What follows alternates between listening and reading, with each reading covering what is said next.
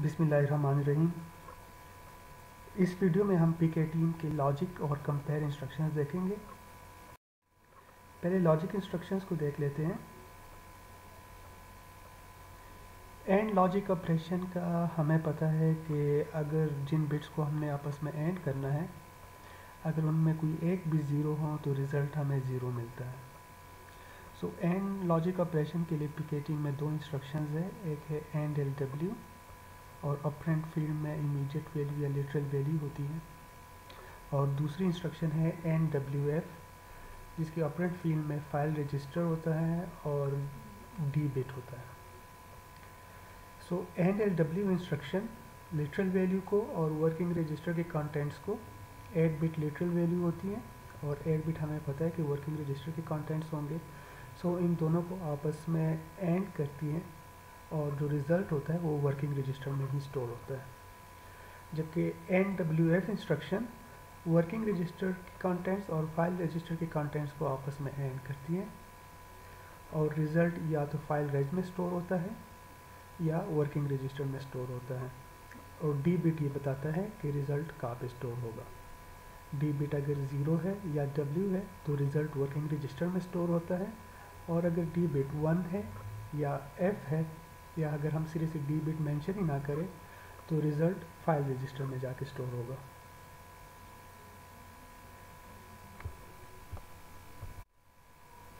Logic और operation में जो दो बिट्स आपस में और हो रहे होते हैं, जब तक वो दोनों ज़ीरो ना हो तो रिज़ल्ट हमें 1 मिलता है। लॉजिक और ऑपरेशन के लिए PK में ही दो इंस्ट्रक्शन है, IORLW के and IORWF file reg T।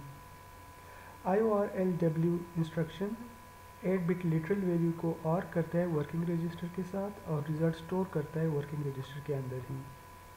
जबकि IORWF इंस्ट्रक्शन फाइल रजिस्टर के कंटेंट्स को और करता है वर्किंग रजिस्टर के साथ और रिज़ल्ट या तो वर्किंग रजिस्टर में स्टोर होगा या फाइल रजिस्टर में, डिपेंड करता है डी बिट के ऊपर। लॉजिक एक्सक्लूसिव और ऑपरेशन दो बिट्स को आपस में कंपेयर करता है। अगर दोनों बिट्स सेम है, मतलब या तो अगर दोनों ज़ीरो है या दोनों 1 है तो रिज़ल्ट ज़ीरो होता है, और अगर दोनों बिट्स डिफरेंट है, मतलब एक 0 और एक 1 है, तो रिज़ल्ट हमें 1 मिलता है। एक्सक्लूसिव और के लिए PK में दो इंस्ट्रक्शन है, XORLW और ऑपरेंड फील्ड में लिटरल वैल्यू या इमीडिएट वैल्यू होती है, और दूसरी इंस्ट्रक्शन है XORWF और ऑपरेंड फील्ड में फाइल रजिस्टर और डी बिट होता है। XORLW इंस्ट्रक्शन लिटरल वैल्यू और वर्किंग रजिस्टर के कंटेंट्स को आपस में एक्सक्लूसिव और करता है। अगर दोनों सेम होते हैं तो रिज़ल्ट ज़ीरो होता है जो कि वर्किंग रजिस्टर में स्टोर हो जाता है, और ज़ीरो फ्लैग से पता चलता है कि रिज़ल्ट आया ज़ीरो था या ज़ीरो नहीं था, मतलब दोनों वैल्यू सेम है या दोनों वैल्यूज़ डिफरेंट है। XORWF फाइल रजिस्टर के कंटेंट्स और वर्किंग रजिस्टर के कंटेंट्स को आपस में एक्सक्लूसिव और करता है, और अगेन ज़ीरो फ्लैग से पता चलता है कि दोनों सेम थे या दोनों डिफरेंट थे। अगर दोनों सेम है तो रिज़ल्ट ज़ीरो होगा और ज़ीरो फ्लैग इंडिकेट करेगा 1 से। अगर दोनों कंटेंट्स डिफरेंट होते हैं तो रिज़ल्ट नॉन ज़ीरो होता है और वो इंडिकेट होता है जब ज़ीरो फ्लैग ज़ीरो हो। वंस कॉम्प्लीमेंट के लिए, मतलब जब बिट्स को इन्वर्ट करना हो, 0 को 1 और 1 को 0 करना होता है, तो उसके लिए PK में इंस्ट्रक्शन है COMF की, ऑपरेंड फील्ड में फाइल रजिस्टर और डी बिट। जबकि चूज़ कॉम्प्लीमेंट के लिए निगेट F की इंस्ट्रक्शन यूज़ होती है, NEGF की इंस्ट्रक्शन होती है, ऑपरेंड फील्ड में उसी तरीके से फाइल रजिस्टर और डी बिट होता है। एक एग्जांपल देखते हैं, read and test port B to see whether it has value 45H. If it does, send 99H to port C, otherwise it stays cleared. ओके, प्रोग्राम में हमें ये कहा गया है कि पोर्ट B को आपने टेस्ट करना है, पोर्ट B को रीड करना है कि पोर्ट B में 45H की वैल्यू है कि नहीं है। अगर 45H की वैल्यू है तो हमने पोर्ट C को 99H सेंड करना है, अगर 45H की वैल्यू नहीं है तो फिर 0 सेंड करना है। तो सबसे पहले प्रोग्राम में तो हम ये देखेंगे कि कौन से पोर्ट हमारे पास इनपुट पोर्ट है और कौन सा पोर्ट हमारे पास आउटपुट पोर्ट है। सो अगर हम देखें तो पोर्ट बी को हमें मॉनिटर करना है, उसको रीड करना है। सो पोर्ट बी हमारे पास इनपुट पोर्ट होगा, सो इसको इनपुट पोर्ट डिक्लेयर करेंगे, जबकि पोर्ट सी को हम आउटपुट पोर्ट डिक्लेयर करेंगे क्योंकि इस पर हमने वैल्यू सेंड करनी है। ओके, पोर्ट्स डिक्लेयर करने के बाद कि कौन सा इनपुट है कौन सा आउटपुट है, फिर उसके बाद हमने बेसिकली 45H की वैल्यू कंपेयर करनी है पोर्ट बी के कंटेंट्स के साथ। सो 45H को हम वर्किंग रजिस्टर में डाल देंगे और एक्सक्लूसिव आर की इंस्ट्रक्शन XORWL की इंस्ट्रक्शन यूज़ करते हुए वर्किंग रजिस्टर के कंटेंट्स और पोर्ट बी के कंटेंट्स को आपस में एक्सक्लूसिव आर करेंगे।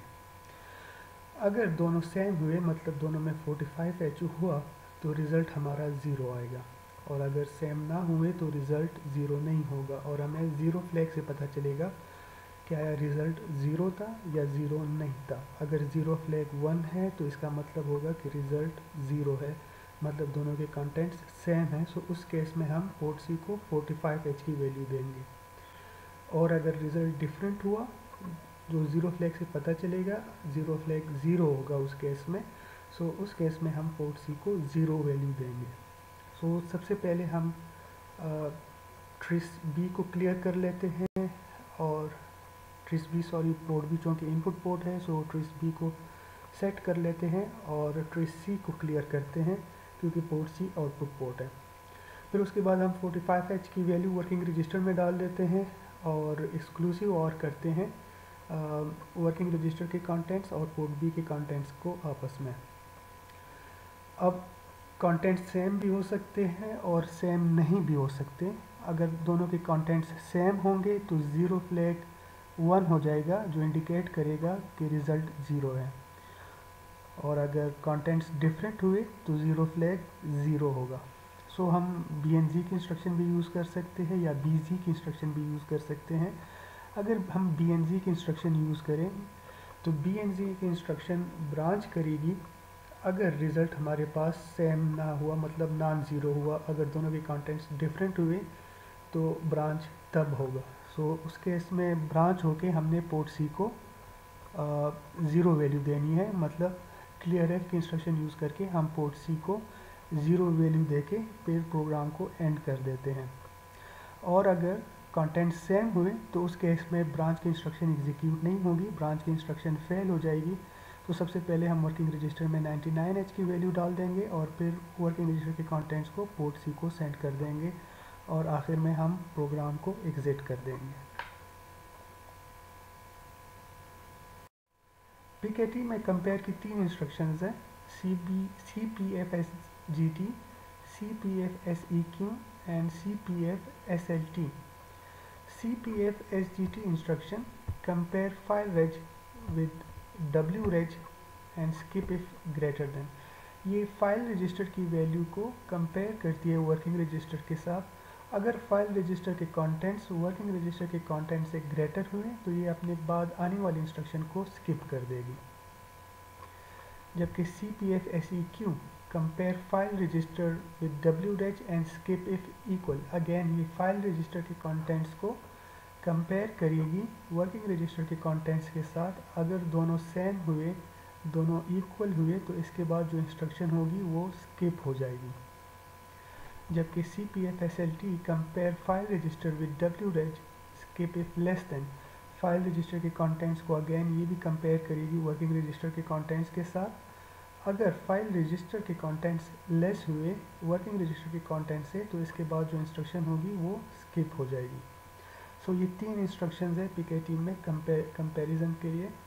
कंपेयर इंस्ट्रक्शंस याद रखें कि कंपेयर इंस्ट्रक्शंस फ्लैग्स को इफेक्ट नहीं करती। सो जब भी कंपेयर इंस्ट्रक्शंस एग्जीक्यूट होंगे स्टेटस रजिस्टर का कोई भी फ्लैग इससे इफेक्ट नहीं होगा, मतलब उनकी वैल्यूज़ चेंज नहीं होंगी। दूसरा, इसका रिज़ल्ट भी कहीं पर सेव नहीं होता, कहीं पर स्टोर नहीं होता। सो ये सिर्फ आपस में कंपेयर करती है। अगर कंडीशन ट्रू हो जाती है तो इसके बाद जो इंस्ट्रक्शन होगी वो एग्जीक्यूट नहीं होती, वो स्किप हो जाती है। एग्जाम्पल्स देखते हैं, एग्जाम्पल से कंपेयर इंस्ट्रक्शन को समझने की कोशिश करते हैं। Write a program to find greater of the two values 27 and 54 and place it in file register location 0x20। सो हमें बेसिकली दो वैल्यूज़ 27 और 54 को आपस में कंपेयर करना है, और जो वैल्यू इनमें से बड़ी होगी वो हमने फाइल रजिस्टर की लोकेशन 0x20 में स्टोर करनी है। सबसे पहले हम इन वैल्यूज़ को इक्वेट कर लेते हैं और साथ में इस मेमोरी लोकेशन 0x20 को इक्वेट कर लेते हैं। डेसिमल वैल्यू 27 को हम नाम दे देते हैं वैल्यू 1 की, जबकि डेसिमल वैल्यू 54 को नाम दे देते हैं वैल्यू 2 की। जबकि जो मेमोरी लोकेशन जहाँ पर हमने इन दोनों की में से जो भी ग्रेटर वैल्यू होगी, जो जिसको सेव करना है, उसको हम नाम दे देते हैं जी रेज। ओके, अब हम करेंगे क्या कि इन दो वैल्यूज़ में से एक वैल्यू हम पहले से ही इस रजिस्टर में डाल देते हैं। कोई एजम्पशन कर लेते हैं कि ये वाली वैल्यू बड़ी है और वो उस पार्टिकुलर फाइल रजिस्टर की लोकेशन में पहले से स्टोर कर देते हैं, और दूसरी वैल्यू हम वर्किंग रजिस्टर में डाल देंगे और फिर दोनों को आपस में कंपेयर करेंगे। CPF-SGT की इंस्ट्रक्शन अगर यूज़ करें तो दोनों को कंपेयर करेंगे कि क्या जो हमने फाइल रजिस्टर में जो वैल्यू डाली थी वो बड़ी है या नहीं है। अगर वो बड़ी होगी तो उसके बाद जो इंस्ट्रक्शन होगी वो स्किप हो जाएगी। वो इंस्ट्रक्शन क्या होगी? वो इंस्ट्रक्शन होगी कि उसमें हम वर्किंग रजिस्टर, जिसमें हमने वर्किंग रजिस्टर में हमने दूसरी वैल्यू डाली हुई है, सो वर्किंग रजिस्टर के कंटेंट्स को इसी लोकेशन में स्टोर कर देंगे। सबसे पहले इनमें से कोई एक वैल्यू हम वर्किंग रजिस्टर में डाल देते हैं। लेट्स सपोज हम वैल्यू 1 को वर्किंग रजिस्टर में डाल के फिर उसको मूव करा देते हैं जी रेज में, मतलब 0x20 में। इसका मतलब है कि बेसिकली हमने इस वाली वैल्यू को वैल्यू_1 को एज्यूम कर लिया है कि ये बड़ी वैल्यू है। इसको हमने जी रेज रजिस्टर में डाल दिया है। अब दूसरी वैल्यू हम वर्किंग रजिस्टर में डाल देंगे। मूव LW की इंस्ट्रक्शन यूज़ करके दूसरी वैल्यू हम वर्किंग रजिस्टर में डाल देंगे। अब दोनों को कंपेयर करते हैं CPF-SGT की इंस्ट्रक्शन यूज़ करते हुए। जो हमने ऑलरेडी जी रेज में वैल्यू डाली हुई थी उसको कंपेयर करेंगे वर्किंग रजिस्टर के कंटेंट्स के साथ। जो वैल्यू हमने इनिशियली जी रेज में डाली थी, अगर वो बड़ी हुई, वो वाली वैल्यू बड़ी हुई, तो इसके बाद ये जो इंस्ट्रक्शन है मूव WF जी रेज की, ये एग्जीक्यूट नहीं होगी, स्किप हो जाएगी और हम यहाँ पर प्रोग्राम एंड कर देते हैं। इसका मतलब ये है कि हमने जो एजम्पशन की थी जी रेज में ऑलरेडी बड़ी वैल्यू है, और अगर वो बड़ी वैल्यू ना हुई, वो छोटी वैल्यू हुई, तो ये मूव WF की इंस्ट्रक्शन फिर उस केस में एग्जीक्यूट होगी, ये स्किप नहीं होगी। तो इससे क्या होगा कि जो दूसरी वैल्यू है वो जी रेज में चली जाएगी, वो जी रजिस्टर में जाके चली जाएगी, क्योंकि वही बेसिकली दोनों में से बड़ी वैल्यू होगी। एक और एग्जांपल देखते हैं। Write a program to monitor port D continuously for the value 63H। It should stop monitoring only if port D is equal to 63H। Basically हमने पोर्ट डी को मॉनिटर करना है कि उस पर 63H की वैल्यू आ रही है कि नहीं, और हमने तब तक मॉनिटर करना है जब तक उसके ऊपर 63H की वैल्यू नहीं ही आती। सबसे पहले तो हम पोर्ट डी, चूँकि इनपुट पोर्ट है यहाँ पर, तो इसको इनपुट पोर्ट डिक्लेयर कर लेते हैं। फिर वर्किंग रजिस्टर में जिस वैल्यू को हम मॉनिटर करना चाह रहे हैं 63H, ये वर्किंग रजिस्टर में डाल देते हैं, और फिर उस वर्किंग रजिस्टर के कंटेंट्स और पोर्ट डी जो कि एक फाइल रजिस्टर है, इन दोनों को हम कंपेयर करेंगे CPF-SEQ की इंस्ट्रक्शन यूज़ करते हुए कि आया ये दोनों इक्वल है कि नहीं है, और इसके नीचे एक अनकंडीशनल ब्रांच की इंस्ट्रक्शन लगा लेते हैं, एक लूप लगा लेते हैं कि वो तब तक इसको मॉनिटर करे जब तक 63H की वैल्यू नहीं आती। सबसे पहले TRISD को हम सेट कर लेते हैं। Set F TRISD, port D input port declare हो जाएगा। फिर उसके बाद वर्किंग रजिस्टर में हम 63H की वैल्यू डाल देते हैं, move LW 63H। Working register में 63H की वैल्यू आ जाएगी। फिर हम compare file register and skip equal की इंस्ट्रक्शन यूज़ करते हुए, CPF-SEQ की इंस्ट्रक्शन यूज़ करते हुए पोर्ट डी और वर्किंग रजिस्टर के कंटेंट्स को आपस में कंपेयर करेंगे। ना ये इंस्ट्रक्शन बेसिकली करेगी क्या कि वर्किंग रजिस्टर के कंटेंट्स जो कि हमने 63H लोड किए हुए थे उसको कंपेयर करेगी पोर्ट डी के कंटेंट्स के साथ। अगर पोर्ट डी पर भी 63H आता है तो इसके बाद जो इंस्ट्रक्शन होगी वो एग्जीक्यूट नहीं होगी। क्योंकि हमने कंटिन्यूसली मॉनिटर करना है, तब तक मॉनिटर करना है जब तक 63H नहीं आता। हम इसके नीचे एक अनकंडीशनल ब्रांच की इंस्ट्रक्शन लगा लेते हैं, ब्रांच बैक। अगर 63H की वैल्यू पोर्ट डी पे नहीं आती तो ये इंस्ट्रक्शन एग्जीक्यूट होगी और दोबारा हम इसको मॉनिटर करेंगे, दोबारा चेक करेंगे अगली वैल्यू के साथ, और ये चलता रहेगा। जब पोर्ट डी पे भी 63H की वैल्यू आ जाएगी तो वर्किंग रजिस्टर के कंटेंट्स और पोर्ट डी के कंटेंट्स सेम हो जाएंगे, जिससे होगा क्या कि ये वाली जो इंस्ट्रक्शन है ये एग्जीक्यूट नहीं होगी, स्किप हो जाएगी। हम इस लूप से बाहर आ जाएंगे। एक और एग्जांपल देखते हैं। Write a program to find the smaller of the two values 27 and 54 and place it in file location 0x20। ये प्रोग्राम बेसिकली प्रीवियस प्रोग्राम की तरह ही है जिसमें हम ग्रेटर देख रहे थे, बल्कि लेकिन यहाँ पर हम स्मॉलर वैल्यू देखेंगे। डिफरेंस सिर्फ ये है कि यहाँ पर बेसिकली प्रोग्राम सारा कुछ वही होगा, डिफरेंस सिर्फ ये होगा कि यहाँ पर हम CPF SLT की इंस्ट्रक्शन यूज़ करते हैं। अगेन इन वैल्यूज़ को इक्वेट कर लेते हैं, साथ में इस मेमोरी लोकेशन को इक्वेट कर लेते हैं। वैल्यू 1 का नाम दे दिया है 27 को, वैल्यू 2 का नाम दे देते हैं 54 को, और एल रेज जो है ना ये नाम दे देते हैं फाइल रेज की लोकेशन 0x20 को। लॉजिक उसी तरीके से यूज़ करेंगे कि एक वैल्यू हम पहले से इस पर्टिकुलर फाइल रेज की लोकेशन में डाल देंगे, एज्यूम करेंगे कि वो स्मॉलर वैल्यू है, और दूसरी वैल्यू हम डब्ल्यू रेज में डाल देंगे, फिर दोनों को आपस में कंपेयर करेंगे CPF SLT से इंस्ट्रक्शन से कि जो फाइल रेज में हमने वैल्यू डाली हुई है क्या वो वाकई स्मॉलर है कि नहीं है। अगर वो वाकई स्मॉलर है तो फिर तो हमें कुछ नहीं करना पड़ेगा, हम सिंपली प्रोग्राम एंड कर देंगे। लेकिन अगर वो स्मॉलर नहीं होती तो फिर हम दूसरी वैल्यू को इस पर्टिकुलर फाइल रेज की लोकेशन में स्टोर कर देते हैं। पहले हम वैल्यू 1 को वर्किंग रजिस्टर में डाल देते हैं और फिर वर्किंग रजिस्टर से उसको मूव करा देते हैं LREG मतलब फाइल रेज की लोकेशन 0x20 में। और जो वैल्यू 2 है, जो दूसरी वैल्यू है, उसको हम वर्किंग रजिस्टर में डाल देते हैं। फिर हम CPF SLT की इंस्ट्रक्शन यूज़ करते हैं। CPF SLT इंस्ट्रक्शन यूज़ करके वर्किंग रजिस्टर और LREG की इंस्ट्रक्शंस को के कंटेंट्स को, वर्किंग रजिस्टर और LREG के कंटेंट्स को आपस में कंपेयर करते हैं।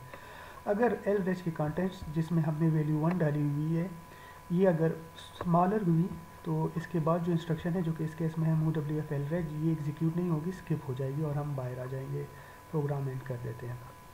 लेकिन अगर वो वैल्यू स्मॉलर ना हुई, जो हमने LREG में पहले से डाली हुई है वो अगर स्मॉलर ना हुई, तो उस केस में हम दूसरी वैल्यू जो कि वैल्यू 2 है, जो कि इस टाइम पे वर्किंग रजिस्टर में है, उसको हम मूव करा देंगे LREG में।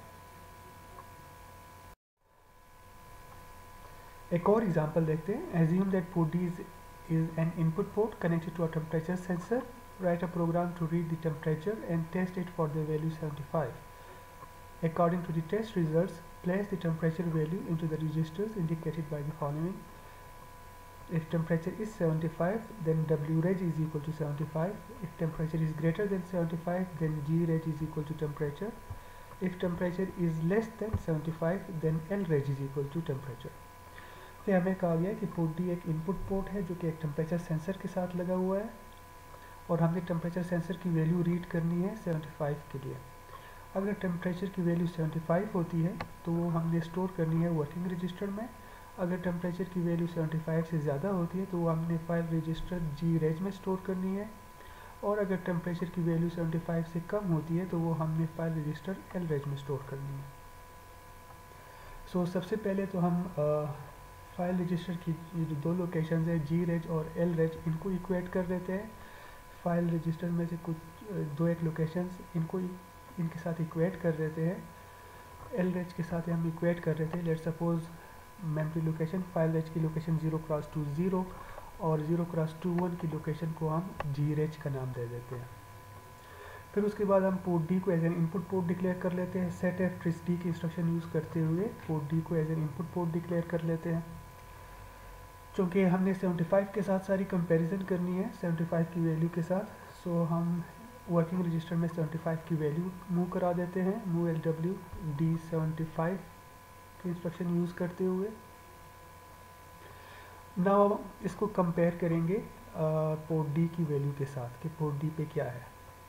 अगर हम ग्रेटर के लिए कंपेयर करें CPF SGT की इंस्ट्रक्शन यूज़ करते हुए CPF SGT port D, now ये इंस्ट्रक्शन करेगी क्या कि ये वर्किंग रजिस्टर के कंटेंट्स जो कि इस टाइम पे 75 है उसको कंपेयर करेगी पोर्ट D के साथ। अगर पोर्ट D जिसमें टेम्परेचर की वैल्यू आ रही है, अगर टेम्परेचर की वैल्यू 75 से बड़ी हुई तो इसके बाद जो इंस्ट्रक्शन है वो एग्जीक्यूट नहीं होगी। और अगर पोर्ट D की वैल्यू मतलब टेम्परेचर की वैल्यू 75 से बड़ी हुई तो हमने करना क्या है, हमने टेम्परेचर की वैल्यू को GREG में डालना है। सबसे पहले हम एज्यूम करते हैं कि पोर्ट D की जो वैल्यू आ रही है वो 75 से बड़ी है, मतलब इसके बाद जो इंस्ट्रक्शन है वो स्किप हो जाएगी। जब वो स्किप होगी तो हम MOVFF की इंस्ट्रक्शन यूज़ करते हुए पोर्ट D के कंटेंट्स को जो कि 75 से ज़्यादा है उसको हम GREG में डाल देते हैं और प्रोग्राम को एंड कर लेते हैं। अनकंडीशनल ब्रांच की इंस्ट्रक्शन यूज़ करते हुए प्रोग्राम एंड कर लेते हैं। और अगर पोर्ट डी की वैल्यू मतलब टेम्परेचर की वैल्यू 75 से बड़ी ना हुई ना, इसका मतलब ये है कि अगर टेम्परेचर की वैल्यू 75 से बड़ी नहीं है तो या तो वो 75 की इक्वल होगी या वो 75 से लेस होगी। सो इसको अब हम चेक करेंगे। तो उसके लिए हम अनकंडीशनल ब्रांच की इंस्ट्रक्शन लगा लेते हैं और कंट्रोल दूसरी जगह पे ट्रांसफ़र कर देते हैं। और यहाँ पर हम क्या करेंगे, अब हम इसको चेक करते हैं कि क्या पोर्ट डी की वैल्यू स्मॉलर है वर्किंग रजिस्टर के कंटेंट्स के साथ। वर्किंग रजिस्टर में 75 है, तो क्या पोर्ट डी में जो टेम्परेचर की वैल्यू आ रही है क्या वो 75 से कम है कि नहीं। सो CPFSLT की इंस्ट्रक्शन यूज़ करते हुए CPFSLT पोर्ट डी, ये इंस्ट्रक्शन क्या करेगी, ये चेक करेगी कि पोर्ट डी के कंटेंट्स अगर वर्किंग रजिस्टर के कंटेंट्स से स्मॉलर है मतलब 75 से स्मॉलर है तो ये अपने बाद जो इंस्ट्रक्शन है उसको एग्जीक्यूट नहीं करेगी बल्कि उसके नीचे इंस्ट्रक्शन एग्जीक्यूट करेंगी। अब होना क्या चाहिए, अगर हमें कहा गया था प्रोग्राम में कि अगर टेम्परेचर की वैल्यू 75 से कम होती है तो हमने टेम्परेचर की वैल्यू को रजिस्टर LREG में डालना है, फाइल रजिस्टर LREG में स्टोर करना है। सो हम इस एज्यूम करते हैं कि पोर्ट डी की वैल्यू 75 से कम है तो इसके बाद जो इंस्ट्रक्शन है वो एग्जीक्यूट नहीं होगी। और हम क्या करते हैं, MOVEFF इंस्ट्रक्शन यूज़ करते हुए पोर्ट डी के कंटेंट्स को LREG में मूव करा देते हैं। और अगर स्मॉलर ना हुई तो अब तो एक ही ऑप्शन रह गई है। इसका मतलब ये है कि टेम्परेचर 75 की इक्वल है। जब टेम्परेचर 75 की इक्वल होता है तो कंटेंट्स वर्किंग रजिस्टर में होने चाहिए टेम्परेचर जिसमें ऑलरेडी 75 है। सो हमें कुछ करने की ज़रूरत नहीं है, हमें सिंपली प्रोग्राम को एंड कर देना चाहिए। सो हम ब्रांच ओवर लगा के कंडीशन यहाँ पे कंट्रोल यहाँ पे ट्रांसफ़र करके जहाँ पर ओवर मेंशन है और प्रोग्राम को एंड कर देते हैं। एक और एग्जांपल देखते हैं, write code to determine if data on port B contains the value 99H, if so write letter y to port C, otherwise make port C is equal to n। हमें कहा गया है कि पोर्ट बी के contents को read करना है कि क्या पोर्ट बी पे 99H की वैल्यू है कि नहीं है। अगर 99H की वैल्यू है तो हमने पोर्ट सी को y देना है, और अगर 99H की वैल्यू नहीं है तो हमने पोर्ट सी को n की वैल्यू देनी है। सो सबसे पहले हम इन पोर्ट्स को डिक्लेयर कर रहे थे कि कौन सा इनपुट पोर्ट है कौन सा आउटपुट पोर्ट है। सो पोर्ट बी इनपुट पोर्ट होगा, सो हम ट्रिस बी को सेट कर लेते हैं, और पोर्ट सी चूँकि आउटपुट पोर्ट है जिस पर हमें वैल्यूज़ देनी है तो हम पोर्ट सी को CLRF करते हुए इसको आउटपुट पोर्ट डिक्लेयर कर लेते हैं। So CLRF tris C and set F tris B के इंस्ट्रक्शन यूज़ कर लेते हैं। फिर हम 99H की वैल्यू को हमने देखना है, सो हम वर्किंग रजिस्टर में 99H की वैल्यू लोड करा देते हैं। फिर इसके बाद हम CPFSEQ की इंस्ट्रक्शन यूज़ करते हुए पोर्ट बी के कंटेंट्स को वर्किंग रजिस्टर के कंटेंट्स के साथ कंपेयर करते हैं क्या दोनों इक्वल है कि नहीं है, मतलब क्या पोर्ट बी पे 99H की वैल्यू है कि नहीं है। सो CPFSEQ पोर्ट बी की इंस्ट्रक्शन यूज़ करेंगे। इसमें ये इंस्ट्रक्शन करेगी क्या, वर्किंग रजिस्टर में ऑलरेडी 99H स्टोर है, सो ये 99H के कंटेंट्स और पोर्ट बी के 99H और पोर्ट बी के कंटेंट्स को आपस में कंपेयर करेगी कि क्या पोर्ट बी पे भी 99 है कि नहीं है। अगर 99 हुआ पोर्ट बी के ऊपर तो ये अपने बाद आने वाले इंस्ट्रक्शन को एग्जीक्यूट नहीं करेगी और उससे कंट्रोल नीचे ट्रांसफ़र कर देगी। और अब नीचे कंट्रोल आके हमने करना क्या है कि हमने पोर्ट सी को y की वैल्यू देनी है। सो हम एज्यूम करते हैं कि दोनों की वैल्यूज़ इक्वल है, सो हम कंट्रोल को नीचे ट्रांसफ़र करा देते हैं, वर्किंग रजिस्टर में y की वैल्यू डाल देते हैं। ASCII y की वैल्यू डालेंगे, यहाँ पर a भी होना चाहिए साथ में, और फिर उन वर्किंग रजिस्टर के कंटेंट्स को हम पोर्ट सी में मूव करा देते हैं और फिर प्रोग्राम को एंड कर लेते हैं। और अगर सेम ना हुए तो फिर इसके बाद CPFSEQ के बाद जो इंस्ट्रक्शन है वो एग्जीक्यूट होगी। वहाँ पर हम एक अनकंडीशनल ब्रांच की इंस्ट्रक्शन लगा के कंट्रोल ओवर यहाँ पे ट्रांसफ़र कर देते हैं। इस केस में हम वर्किंग रजिस्टर में पहले ASCII वैल्यू n कॉपी करा देते हैं और फिर उस n को हम पोर्ट सी को भेज देते हैं। होपफुली इस वीडियो की समझ आ गई होगी आपको। अपना ख्याल रखिए। अल्लाह हाफ़िज़।